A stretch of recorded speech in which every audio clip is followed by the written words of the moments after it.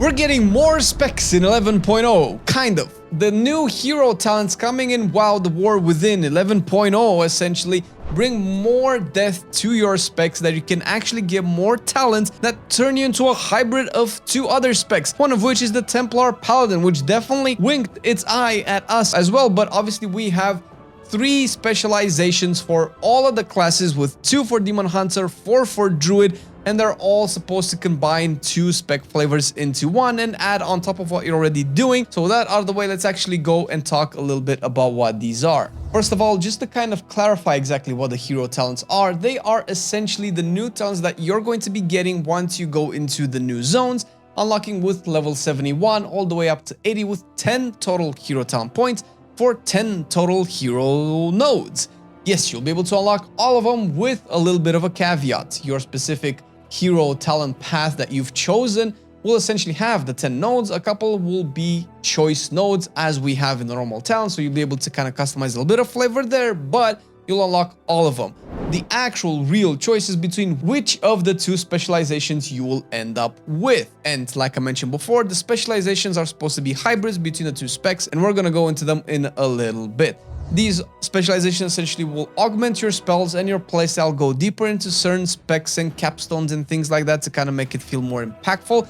Most likely going to be balanced in a way as such, but you won't get new talents that we know so far, but you will have all of these hero talents to boot, which we can all agree that this is way better than just having an extra row of other talents. Now, before we go into what we know so far about all of these specializations, Ian did say that all of this is subject to change. It's probably the most flexible system that 11.0 is going to bring, meaning that everything that you see in this video might not be the same way that it will end up once the game releases, which is fair. This is a very, very neat new direction that they're taking the talents into, and let's just say we're all happy that they're taking some risks. We have an actual depiction of all of the hero spec lists that we have so far, and we're gonna quickly go through all of them that you see right now on the screen, which is going to be really cool. First of all, with the Death Knight, we have Rider of the Apocalypse. Now, I bet my butt that this specific spec will be unlocked by both Frost and Unholy. Definitely makes sense. Apocalypse is essentially Frost and Unholy's theme specific. But you will notice the Sand Lion, which is something that people have been asking for ever since Wrath of the Lich King. Obviously Blood, with most likely Frost as well, because by process of elimination, Deathbringer has to be Unholy and Blood, because they both actually work with more death themes than Frost does. We also have the Demon Hunter with only 2, because you only have 2 specs, Aldrachi, Reaver, and Fellscard. Obviously, both of these will be accessible by both of the Demon Hunter specs. We're going to leave Druid for last because it matters. Evoker will have Chrono Warden. Now, this sounds like it's going to be Preservation and potentially Augmentation, while Ruby Adept, definitely Devastation and probably Preservation, while Scale Commander is definitely Devastation and Augmentation. We know Scale Commander Sarkareth, Scale Commander, what's her name? The friendly NPC that both use Augmentation and Devastation type spells.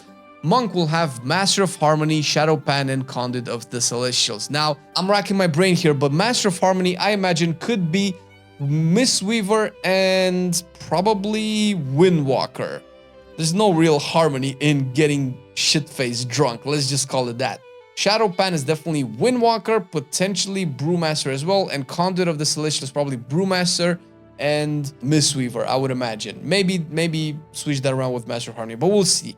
Rogue, Deathstalker, Trickster, and Fatebound. Now, Deathstalker is definitely sub, and I would imagine Assassination. They both deal with death, they both deal with like assassinating, killing things from the shadow. Trickster is definitely Outlaw, with probably sub, I imagine, because sub is not really a trickster, but you do use cunningness and elusiveness and subterfuge and things like that, so it kind of goes into the trickster theme. And Fatebound, which is so weird, I don't know how this makes sense for Rogue, but Fatebound is definitely Outlaw and Assassination, because that's the only one left, I would imagine, which that's fine, but I don't know, is Fatebound something that a Rogue would do? Who knows? Hunter. We have Sentinel, Pack Leader, and Dark Ranger. I would imagine Sentinel is definitely Marksman, probably Survival as well. Sentinel, I mean, we can remember Tyrande from Warcraft 3, where she was essentially, well, Priestess of Elune, but she kind of had Sentinel-like abilities. She was obviously just a marksman, hunter at the time. She just had range abilities, but you're kind of survival as well by just living into the wilds, because Pack Leader has to be survival and Beast Mastery. Obviously, they're the only two hunter specs that deal with pets, and Dark Ranger is definitely Beast Mastery and Marksmanship. Unless that's Marksmanship and Survival, anything can happen, really. Paladin, because we mentioned this before, Lightsmith, Herald of the Sun, the Templar. Templar is definitely the first thing that jumped into my face. Obviously, it's probably the most recognizable, definitely something that Marcelian saw with his neat little eye that doesn't like boomkins. Definitely looked at Templar, that's definitely protection, and most likely, I want to say retribution. It has to be retribution. Templars are supposed to deal damage. That means that Lightsmith is definitely holy, because light and holy, and I would imagine protection. Smith, you're supposed to build something, you're supposed to create something. It's not necessarily about retribution, while Herald of the Sun is holy and potentially retribution, maybe something to do with holy fire that we kind of know from the Arathi faction that we're gonna have there. Maybe that's something to do with this, with the holy fire sun type thing. I would imagine that's where that goes. Shaman, Stormbringer, Farseer, and Totemic. Well, now, Stormbringer has to be elemental and enhancement. I don't see how Restoration fits into the Stormbringer fantasy, but I definitely thought that whatever Farseer would be, would definitely be enhancement elemental. So now I'm not so sure. Farseer has to be enhancement because it's what Thrall was essentially in Warcraft 3, and it's kind of like an enhancement shaman. Would it be enhancement and restoration? Because that's kind of like the only thing left. Totemic definitely makes sense to be elemental and restoration, because those are the two specs that use the totems the most out of the entire shaman class. So we're probably going to have a lot of totem focus because we don't know exactly what's going to come. We only know for the Druid, which is why we're leaving it for last. Mage has Sun Fury, Frostfire, and Spell Slinger. Well, Sun Fury, it's obviously fire, okay, and it's obviously arcane because, you know, we have Sun Fury is definitely tied to Blood Elves or High Elves, and they definitely deal in more fire and arcane than anything else. Frostfire is definitely fire and frost. We already know we have Frostfire Bolt, or we used to have it at the very least, and Spellslinger is frost and arcane, which sounds really cool. Spellslinger is definitely a class that's been existing in other fantasy type games and mediums, and it sounds really cool. I kind of want to see what Spellslinger is. Priest is, well, we have Void Weaver, Oracle, and Archon. This is anybody's get. Void Weaver is definitely Shadow, okay? And it's probably Shadow and Discipline because they're the only two specs that come closest to the Void. Oracle sounds like it's definitely going to be Discipline and Holy. It has to be both of them, while Archon is obviously Holy and Shadow. Kind of like the two opposite spectrums, kind of like what Discipline is kind of trying to bridge, but that sounds like what Archon would be.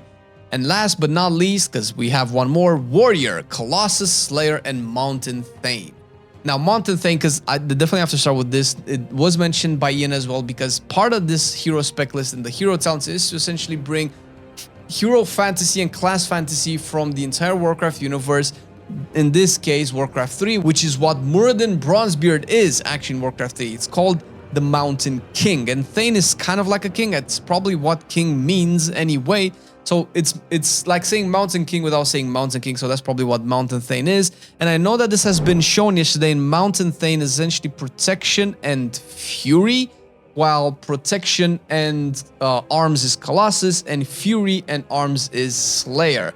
I'm pretty sure this is how it is. I know that they've shown it yesterday, and we're gonna have it on screen by the time the recording is done, so I might be eating my words. And last but not least, Druid with 4 total specs, and we know 2 of them what they are, and we can kind of guess what the other 2 is. So Keeper of the Grove, we know for sure that it's a restoration and balance, so both of these 2 specs can access the Keeper of the Grove hero spec list, and we're going to go into what that means. Elune's chosen will essentially be balance and bear, because both are the ones that use the most moony type spells, the arcane spells. They're definitely the ones that use the most. Sure, you have Lunar Inspiration on Cat, but that's it, while Burgess has a lot more moon type abilities. Wild Stalker is the one that I'm not sure of, so by process of elimination, I would imagine this is Feral and Restoration. It definitely doesn't make sense for the name, but Druid of the Claw has to be bear, because Druids of the Claw are bears in Warcraft 3, and it has to be Feral, because Feral has nothing left. Feral is both Wild Stalker and Druid of the Claw, so by process of elimination, that's how we're probably gonna get into it. And what's definitely cooler than this particular screenshot is a wallpaper with your character's transmog, specifically made for you by being one of our patrons and clicking the link below to support the content that we do. And this is not everything that you're going to be getting. You'll have access to bloopers, early access videos whenever that's possible, and a lot of other goodies coming to the patrons. Plus, you're definitely going to be supporting this video and future videos to come, because boy oh boy, we have a lot to talk about with the next 3 expansions. And just to kind of give you a sense of what these specs will entail, we're going to look at the ones that have been revealed, which first of all is Keeper of the Grove, the Balance and Restoration one as well. This is how the tree is going to look like, and we don't know what all of the nodes do, but we know 6 of them. First of all, it's definitely going to be tied to your summoning of the trees, and I'm not saying a name because Balance and Resto have different names, where Balance has Force of Nature and Restoration has Grove Guardians. And the first ability that you're going to be unlocking is Harmony of the Grove. And what this does is each of your Force of Nature trends increases the damage that your spells deal by 3% while they're active, which is just flat increase. It's kind of boring, but it's extra damage, right? And if you're a Restoration, you get each of your Grove Guardians increases your healing done by 3% while active, so kind of like the same thing. The difference is that Force of Nature just summons all of them at once, while Grove Guardians you summon one at a time, but you can definitely have all of them out if you really want to. We also know Trends of the Moon is another thing that's there that we can expect. Your trends cast Moonfire on nearby targets about once every 6 seconds. I don't know what that means about once every 6 seconds. Maybe it's like 5.8, maybe it's 6.2, maybe it's going to be hasted. So the more haste you have, the more Moonfires you cast. Maybe that's why the tooltip is a little bit vague. But this is also cool because it definitely gives more flavor to Restoration as well, where you could maybe want to use Grove Guardians to deal some damage, or if you're going to be using them to heal, you're at least going to get some damage out of it, which is pretty cool without you having to actively do anything. Expansiveness is a simple passive. Your maximum mana is increased by 5%, mostly probably going to help Restoration more than anything, and your maximum astral power is increased by 20, obviously just for balance, but the mana increase is probably for balance as well, which this could mean more utility type spells being used, but you hardly ever run out of mana when it comes to being a balanced druid. And we have an example of the choice nodes. One of them is called Bounteous Boom. Trends generate 4 astral power every 2 seconds. We already know that this is kind of what they do, but you'll also get the counter one for Restoration, which is trend healing is increased by 20%. Obviously, these are just tuning knobs that can just be tweaked here and there. Overflowing Potential would be the choice with this, where it makes Star Surge damage increase by 8%, then Starfall damage increase by 4%, and Efflorescence healing increased by 8%. Essentially, just to give an example of what these talents could do to your particular spec. Sure, we kind of know some of the more basic ones, probably because they're still iterating on them. We're probably going to see what they are once we gain access to them in alpha or beta. And the capstone is essentially just double down on the trend. Cycle of Harmony makes the benefits of Harmony of the Grove, which is the first talent choice that you've picked, persist for 10 seconds after your trends expire, but at half effectiveness. For Balanced Druid, this is pretty self-explanatory how this works. You can understand it. What's probably going to be interesting is with Restoration, because you can cycle these trends as well. That means that if we take this logically, you will have your first strength expire, but as it expires, and during those 10 seconds, you can summon your second one and get Harmony of the Grove as well. And this might actually end up stacking, which is going to be interesting if you're going to be just like spamming and stacking and spamming and stacking. This could be very interesting for Restoration, probably more so than for Balance. And we're going to look at Elune's Chosen as well, because we only have 2 hero spec talents that we can look at. Might as well just check all of them at this point. And Elune's Chosen is, we kind of know only 5 of them at the moment, but the first one is going to be Boundless Moonlight. And it's going to affect the capstones of both Balance and Bear. Fury of Elune now ends with a flash of energy blasting nearby enemies for astral damage. We don't know how much, but we can assume it's just going to be, and it's going to be looking pretty cool. Full Moon calls down 2 crescent moons that deal astral damage and generate 3 astral power. Maybe this will look pretty cool visually, but we don't know so far. Lunar Beam is the interesting one. Lunar Beam now causes you to leech life equal to 10% of all damage dealt to enemies within the beam. The only thing with this is that for Balance, at the very least, you're probably always going to have either Fury of Elune or Full Moon, but for Bear, you kind of never talent into Lunar Beam, so this probably will impact the talent choices that Bear will have, and how Lunar Beam is going to be placed in the talent tree. I would imagine that its position is going to be changed in a way where you cannot skip it, because if you never take it, then you actually get 0 benefits from Boundless Moonlight. So that's kind of the thing that jumped into my mind really quick. The next one is the Light of Elune, which, although it's not really specified, we can probably infer from the tooltip that these 2 passives are for each individual spec. The first one will probably be for Bear. Now, the Light of Elune, what it does is Moonfire damage has a chance to call down a Fury of Elune to follow your target for 3 seconds. Now, the Fury of Elune is essentially the beam that Balance has, imagining that Bear will probably just call like a mini version of that. Now, from the tooltip, it reads as if you do cast Fury of Elune, it calls down a beam of pure celestial energy, dealing astral damage over 3 seconds within its area. That's what the ability does, but during that time, it generates astral power and rage, depending on which spec you have. This sounds like you want to have Fury of Elune talented for Balance, but this also sounds like you probably don't have to, because you're still going to get the effect if you just use the one that's Moonfiring. But at the end of the day, the way that this functions is probably going to be tested, so we're going to see. Lunar Amplification makes each non-arcane ability you use increase the damage of your next damaging arcane ability by 2%, stacking up to 5 times. This is very straightforward when it comes to Bear. You're probably just gonna use Thrash and Swipes and Mangle and Mauls and all of that stuff. And essentially once you get to 5 stacks, you'll just launch a Moonfire or maybe Lunar Beam if you have it talented. You can definitely snipe or snapshot, let's say Lunar Beam with this buff, which is going to be really cool. The more interesting thing is how it's going to be functioning for Balance, because you're alternating your spells all of the time. Most likely, since the bonus is so tiny, you're just going to be using this and not really think about it. Once again, tied to these capstones, Atmospheric Exposure makes enemies damaged by Full Moon, Fury of Elune, or Lunar Beam take 4% increased damage from you for 6 seconds. Now, this of course sounds like it's going to work with the Light of Elune, where Bear can have Fury of Elune as well, and also benefit from the damage increase, probably more so than it would normally, so that sounds pretty cool. And the capstone is another fat tooltip that just reads the Eternal Moon. Pretty cool. Further increases the power effectiveness of Boundless Moonlight, which was the first talent that we picked, similar to what we saw with Keeper of the Grove. Fury of Elune, now the Flash of Energy now generates 10 astral power and its damage is increased by 50%.